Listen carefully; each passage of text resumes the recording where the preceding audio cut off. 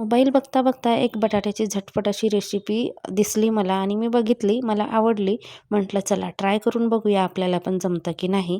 तर इथे बघा एक बटाटा घेतलेला आहे आणि त्याचे चिप्स बनवले आणि हे चिप्स रुद्रांशला इतके आवडले, अगदी जसे पॅकेटमध्ये असतात ना तसेच बनतात आणि मी पण ही रेसिपी पाहूनच बनवली आणि खरंच छान जमली आणि रुद्रांशला आवडली सुद्धा.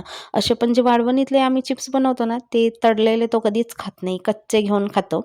एका एका वेळेस त्याने डब्बा धरला चिप्सचा, की तो मग थोडे तरी संपल्याशिवाय तो काही उठत नाही. म्हणजे भरपूर असे कच्चे खातो, पण तळलेले कधीच खात नाही. पण ही रेसिपी त्याला आवडली आणि त्याने खाल्ली. त्या दिवशीपासून मला 1-2 बटाट्याचे तर बनवावेच लागते रोज. मग संध्याकाळी आम्ही गेलो बघा फिरायला. किती छान मनमोहक असा नजारा दिसतो सूर्यास्ताचा. तिकडून आल्यानंतर फ्रेश वगैरे झालो, दिवाबत्ती लावली आणि रुद्रांशचा अभ्यास पण घेणं चालू आहे. रुद्रांशचे पप्पा आले, त्याच्यानंतर मी चहा वगैरे केला आणि सकाळची भाजी होती त्याच्यामुळे मी वरणच ठेवला आणि भात. संध्याकाळी शक्यतो मी पोळ्या करत नाही. सकाळचे 1-2 असतील तर त्या रुद्रांशला होतात.